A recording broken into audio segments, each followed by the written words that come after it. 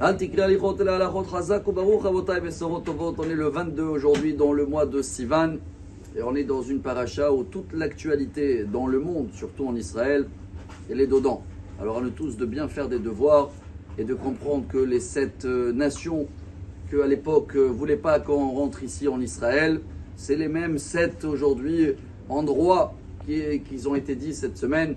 Vous comptez depuis le Hamas dans le sud à Gaza. Après on a les Temanim, là, les Houthim qui tirent aussi sur nous. On a Irak, on a la Syrie, on a le Liban, Matoïchov, on a les Iraniens. Et tout cet entourage-là, il existe depuis la paracha et c'est ce qu'ils ont eu peur. Hein. La média, quand je dis la média de l'époque, ils étaient partis 12 explorateurs et comme vous le savez très bien, Koulam, Anshe, Bene Israël, Emma. C'était tous des personnalités énormes. Ils avaient un statut et ils étaient très très grands dans le niveau spirituel. Mais vu tous les intérêts, il y en a tellement des commentaires, quel intérêt caché ils avaient, qu'est-ce qui a fait en sorte que quand ils sont arrivés, ils ont raconté ou mal interprété ce qu'ils ont vu. Et tout, nous, le peuple d'Israël, on n'a ni vu ni rien. Hein. Il n'y avait pas des vidéos. Mais comme on a écouté eux, qu'ils ont dit on n'est pas capable de combattre les nations qui sont là-bas, on s'est tous mis à pleurer. Et comme vous le savez bien, jusqu'à aujourd'hui, tous les Tisha B'Av, on pleure encore. Le message pour nous, c'est il faut être Hacham, on dit en hébreu, intelligent. Hacham, c'est les initiales de Hetzikos Malé. Il faut toujours apprendre de voir le demi-verre qui est plein. Mais c'est également les initiales, ça c'est pas moi, c'est Balatourim, qui dit Shelah Lecha Anashim. Quand vous prenez les initiales, mais les dernières lettres, Shelah, c'est Het, Lecha, Chaf, Anashim, même.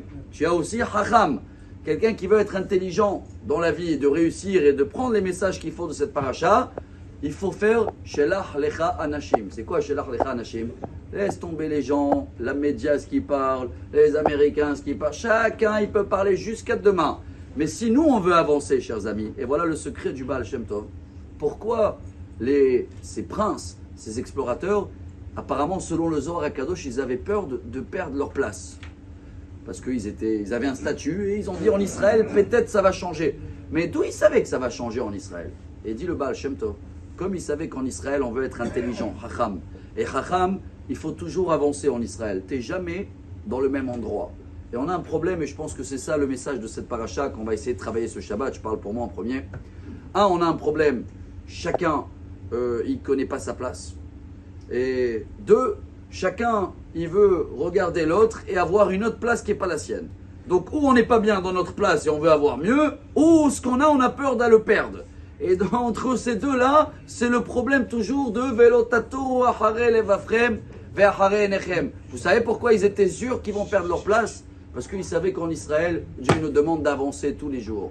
Et d'avancer, ça veut dire que même quand tu perds ton statut, ta place, tu as des difficultés et tu arrives quand même à voir toujours le moitié vert qui est plein, tu es Chacham. Alors pour nous, Rabotai, le message, c'est de voir, peu importe qu'il y a les 7 nations autour de nous, les 7 qui nous embêtent, c'est les mêmes dans la paracha. On va faire comme Yoshua, Benoun et Kalev. Allons, allez, on va réussir, on va tous ceux-là qui étaient là, les 7 nations, ils sont où? Dans la poubelle de l'histoire.